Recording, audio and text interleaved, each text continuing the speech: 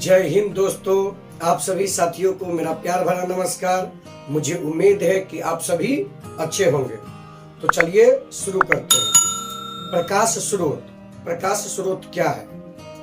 प्रकाश स्रोत वे सभी वस्तुएं अर्थात संसार की वे सभी वस्तुएं जिससे होकर प्रकाश उत्सर्जित होती है, निकलती है, उसे प्रकाश स्रोत कहते हैं। ये जो आप देख रहे हैं यही प्रकाश स्रोत है। सूरज, तारा और बल्ब, लैंप, ये सभी प्रकाश स्रोत के अंतर्गत आते हैं। प्रकाश स्रोत को इंग्लिश में लाइट सोर्स भी कहा जाता है। That object which emits light is called light source. प्रकाश स्रोत दो प्रकार के होते हैं, एक प्राकृतिक और दूसरा मानव निर्मित। प्राकृतिक मतलब जो प्राकृतिक प्रदत्त है, जो हमें भगवान के द्वारा उपहार में मिला है, गॉड गिफ्टेड है, जैसे सूर्य और तारा। ये प्रकाश स्रोत है जो भगवान के द्वारा दिया गया उपहार समझिए। ये नेचुरल स्रोत है, इसीलिए इसे प्राकृतिक प्रकाश स्रोत अर्थात नेचुरल लाइट सोर्स कहते हैं।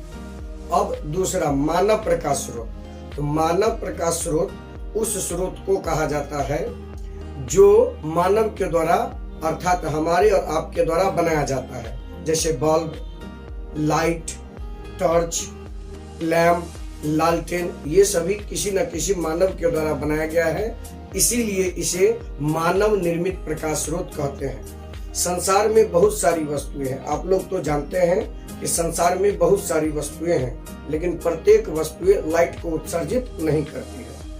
इसीलिए लाइट के अर्थात प्रकाश के उत्सर्जन के आधार पर वस्तु को दो भागों में बांटा गया है, एक प्रदीप्त वस्तु और दूसरा अप्रदीप्त वस्तु।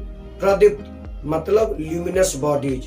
प्रदीप्त वस्तु उन वस्तु को कहा जाता है जो प्रकाश उत्सर्जित करता है, जिससे प्रकाश निकलती है, जो अंधेरे को उजाले में बदल देता है, जैसे सूर्य हुआ, तारे हुए, बल्ब है, लालटेन है, एलईडी है, जो भी देखते हैं, जो प्रकाश को उत्पन्न करने के लिए हम जलाते हैं, दिया है, लालटेन है, लैंप है, ये सभी प्रदीप्त वस्तुओं के अंतर्गत आती है। और वे वस्तुएं जो प्रकाश स्रोत उत्पन्न नहीं करती है, जैसे हम हुए, आप हुए, बेंच है, डेस्क है, मकान है, ये प्रकाश उत्सर्जित नहीं करता, इसीलिए इसे अप्रदीप्त वस्तुएं नॉन ल्यूमिनस बॉडीज कहा जाता है।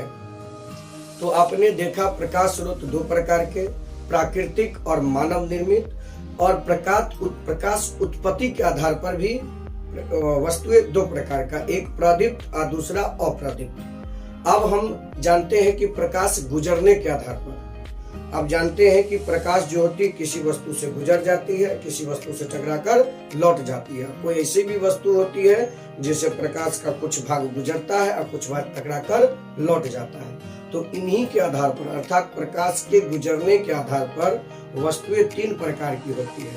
पहला पारदर्शी, दूसरा अपारदर्शी, तीसरा अर्धपारदर्शी। तो पारदर्शी क्या है? पारदर्शी मतलब ट्रांसपेरेंट ऑब्जेक्ट। पारदर्शी उस पदार्थ को कहा जाता है जिससे प्रकाश आर पार चली जाती है, जैसे पानी ले लीजिए, शीशा ले लीजिए, उजला पन्नी ले लीजिए, जिससे होकर प्रकाश आर पार चली जाती है, उन सभी वस्तुओं को पारदर्शी कहा जाता है। दूसरा अपारदर्शी। अपारदर्शी मतलब क्या? जिससे होकर प्रकाश गुजरती नहीं, टकराकर लौट जाती है। जैसे हम आपके सामने हैं, हम पर लाइट आ रही है और पीछे आप अंधेरा क्षेत्र देख रहे हैं, तो ये अपारदर्शी, हम अपारदर्शी हैं क्योंकि प्रकाश हम पे आती है, टकराकर लौट जाती है। तो वे सभी वस्तुएं जिससे प्रकाश टकराकर लौट जाती है, उसके पीछे अंधेरा क्षेत्र बनता है, उसे ही अपारदर्शी कहा जाता है, अर्थात उसे इंग्लिश में ओपैक ऑब्जेक्ट कहते हैं। तीसरा अर्धपारदर्शी, या इसका दूसरा नाम है पारभासी, जिसको ट्रांसल्यूसेंट भी कहा जाता है। वे वस्तुएं जिससे प्रकाश गुजरने पर, जिस पर प्रकाश आने के बाद प्रकाश का कुछ हिस्सा गुजर जाती है और कुछ हिस्सा टकराकर लौट जाती है, उसे ही अर्धपारदर्शी कहा जाता है। जैसे घिसा हुआ कांच, आप किसी कांच को लीजिए, उसको कहीं पे रगड़ दीजिए, इसके बाद आप सामने में रखिएगा और उस पर प्रकाश डालिएगा, तो देखिएगा कुछ हिस्सा प्रकाश का गुजर जाएगा और कुछ खुरदरे होने के कारण उसे प्रकाश वापस आ जाएगी, तो वो और पारदर्शी हुआ। जैसे तेल लगा हुआ कागज पर जब आप लाइट मार के देखिएगा तो प्रकाश का कुछ हिस्सा इधर चला जाएगा, मतलब परावर्तित हो जाएगा, गुजरेगा और कुछ टकराकर लौट जाएगा। ठीक है, तो प्रकाश के गुजरने के आधार पर वस्तुएं 3 प्रकार की होती है, पारदर्शी, अपारदर्शी और अर्धपारदर्शी। अब प्रतिबिंब क्या है? प्रकाश से रिलेटेड एक शब्द है प्रतिबिंब। तो अपने लोग जानते हैं कि जो भी प्रकाश किसी स्रोत से आती है तो किसी बिंदु पर पड़ती है या पड़ती हुई मालूम पड़ती है। किसी बिंदु स्रोत से आती हुई प्रकाश किरणें परावर्तन या अपवर्तन के बाद जिस बिंदु पर कटती है या कटती हुई मालूम पड़ती है उसे ही प्रतिबिंब कहा जाता है। प्रतिबिंब 2 प्रकार के होते हैं, एक वास्तविक प्रतिबिंब और दूसरा काल्पनिक प्रतिबिंब। वास्तविक प्रतिबिंब है क्या? वास्तविक प्रतिबिंब जब किसी बिंदु स्रोत से अर्थात किसी वस्तु से आती हुई प्रकाश किरणें परावर्तन या अपवर्तन के बाद जिस बिंदु पर कटती है उसे वास्तविक प्रतिबिंब बोलते हैं। यदि कटती हुई मालूम पड़ती है तो उसे काल्पनिक प्रतिबिंब कहते हैं। तो काल्पनिक प्रतिबिंब को परिभाषा के रूप में इस प्रकार कहा जा सकता है कि किसी बिंदु स्रोत से आती हुई किरणें परावर्तन या अपवर्तन के बाद जिस बिंदु पर कटती हुई मालूम पड़ती है उसे ही काल्पनिक प्रतिबिंब कहा जाता है। प्रतिबिंब 2 प्रकार के, वास्तविक और काल्पनिक। तो प्रतिबिंब के बीच में अंतर भी स्पष्ट कर सकते हैं। कभी कभी पूछा जाता है कि वास्तविक और काल्पनिक प्रतिबिंब में अंतर बताइए। तो पहला दोनों का परिभाषा देंगे। किसी बिंदु स्रोत से आती हुई प्रकाश किरणें परावर्तन या अपवर्तन के बाद जिस बिंदु पर कटती है उसे वास्तविक प्रतिबिंब कहते हैं। काल्पनिक प्रतिबिंब में लिखना है किसी बिंदु स्रोत से आती हुई प्रकाश किरणें परावर्तन या अपवर्तन के बाद कटती हुई मालूम पड़ती है उसे काल्पनिक प्रतिबिंब कहते हैं। पहला अंतर। दूसरा अंतर कि काल्पनिक प्रतिबिंब को हम डॉट डॉट रेखा के द्वारा दर्शाते हैं, लेकिन वास्तविक प्रतिबिंब को हम सीधी रेखा के द्वारा दर्शाते हैं। तीसरा अंतर, वास्तविक प्रतिबिंब को सिनेमा के पर्दों पर अर्थात कोई भी पर्दों पर उतारा जा सकता है, लेकिन काल्पनिक प्रतिबिंब को सिनेमा के पर्दों पर उतारा नहीं जा सकता है। चौथा अंतर, वास्तविक प्रतिबिंब के द्वारा बना फिगर उल्टा होता है, लेकिन काल्पनिक प्रतिबिंब के द्वारा बना प्रतिबिंब सीधा होता है। ये हो गया काल्पनिक और वास्तविक प्रतिबिंब में अंतर। अब चलते हैं दर्पण क्या है। ये प्रकाश से ही संबंधित है, इसीलिए दर्पण। दर्पण क्या है? दर्पण मतलब जस्ट लाइक आईना। आप लोग देखे होइएगा, सबके घर में आईना है। आईना का ही फिजिक्स की भाषा में हम दर्पण कह सकते हैं। आईना जिसमें हम अपना चेहरा देखते हैं, अपनी सुंदरता को निहारते हैं, वही हो गया दर्पण। दर्पण क्या है? दर्पण शीशा का एक भाग है। आप देखे होइएगा, दर्पण के पिछला वाला भाग रंगा हुआ होता है, रंजित होता है, क्योंकि उसमें प्रकाश आती है, टकरा कर लौटती है, इसीलिए उसको उसके एक भाग को रंगा जाता है। यदि नहीं रंगेंगे तो शीशा से होकर प्रकाश गुजर जाएगी, अर्थात उससे होकर अपवर्तन होती है।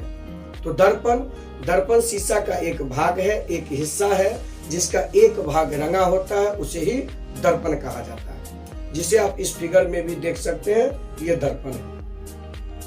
अगला है दर्पण के प्रकार। दर्पण 2 प्रकार के होते हैं, एक समतल दर्पण और दूसरा गोलीय दर्पण। समतल दर्पण क्या है?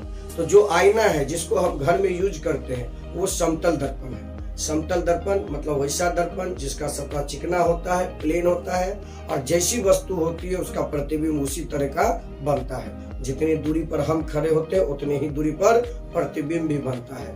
आईना को ही हम समतल दर्पण कहते हैं। दूसरा है गोलीय दर्पण। गोलीय दर्पण क्या है? तो जिसका परावर्तक सतह गोल होता है उसे ही गोलीय दर्पण कहा जाता है। उस गोलीय दर्पण को जब हम 2 भाग में बांटते हैं तो बीच से यदि काटते हैं तो 2 पार्ट में बढ़ जाता है। एक को अवतल दर्पण, दूसरे को उत्तल दर्पण कहते हैं। यदि इसका परावर्तन अंदर, ये यदि मान लीजिए गोला है, इसको बीच से काट दिए तो ये 2 भाग बट गया। यदि हम इसके उभरे हुए भाग को रंग देते हैं और अंदर वाले भाग से प्रकाश का परावर्तन होता है तो इसे अवतल दर्पण कहा जाता है। तो अवतल दर्पण की परिभाषा, अवतल दर्पण उस दर्पण को कहा जाता है जिसका उभरा हुआ भाग रंजित होता अर्थात रंगा होता है या कलई होता है, इसे ही अवतल दर्पण कहते हैं। इसको दूसरे तरीका से इस प्रकार भी कह सकते हैं, अवतल दर्पण उस दर्पण को कहा जाता है जिसके धंसे हुए भाग से प्रकाश का परावर्तन होता है। अवतल दर्पण को का दूसरा नाम अभिसारी दर्पण भी है। अभिसारी इसको इसलिए कहा जाता है क्योंकि अवतल दर्पण से प्रकाश का जब परावर्तन होता है तो सभी किरणें एक जगह पर अर्थात मुख्य फोकस पर एकत्रित होती है, इसीलिए इसे अभिसारी दर्पण भी कहा जाता है। यह एक पूछा हुआ प्रश्न है कि अवतल दर्पण को अभिसारी दर्पण कहा जाता है क्यों, तो इसको बस इसी तरह बताना है। हम जानते हैं कि अवतल दर्पण से जब प्रकाश की किरणें टकराकर लौटती है तो एक जगह एकत्रित हो जाती है, सभी किरणें मुख्य फोकस पर एकत्रित हो जाती है, इसीलिए अवतल दर्पण को अभिसारी दर्पण कहा जाता है। इसका जस्ट उल्टा होता है उत्तल दर्पण। उत्तल दर्पण मतलब जिसका धंसा हुआ भाग रंगा होगा, जिसके उभरे हुए भाग, मान लीजिए उभरा हुआ भाग है, उभरे हुए भाग से प्रकाश का परावर्तन मतलब प्रकाश आया टकरा कर लौट गया, तो जिसके उभरे हुए भाग से प्रकाश का परावर्तन होता है उसे उत्तल दर्पण कहा जाता है। या दूसरा परिभाषा, जिसके धंसे हुए भाग को कलय किया जाता है या रंजित किया जाता है उसे ही अब उत्तल दर्पण कहा जाता है। उत्तल दर्पण को अपसारी दर्पण कहा जाता है, इसका दूसरा नाम अपसारी। तो अपसारी बस यही कि जब इससे प्रकाश किरणें टकराती है और लौटती है तो वो विभिन्न दिशाओं में फैल जाती। अपसारी का अर्थ होता है डाइवर्ज करना, विभिन्न दिशाओं में फैलना, और अभिसारी का अर्थ होता है कन्वर्जिंग, एक जगह एकत्र होना। इसीलिए अवतल को अभिसारी और उत्तल को अपसारी कहा जाता है। अब एक प्रश्न पूछता है उत्तल और अवतल दर्पण में अंतर। तो उत्तल और अवतल दर्पण में अंतर को हम इस तरह से बता सकते हैं, उत्तल दर्पण उस दर्पण को कहा जाता है जिसके उभरे हुए भाग से प्रकाश का परावर्तन होता है, और अवतल दर्पण उस दर्पण को कहा जाता है जिसके धंसे हुए भाग से प्रकाश का परावर्तन होता है।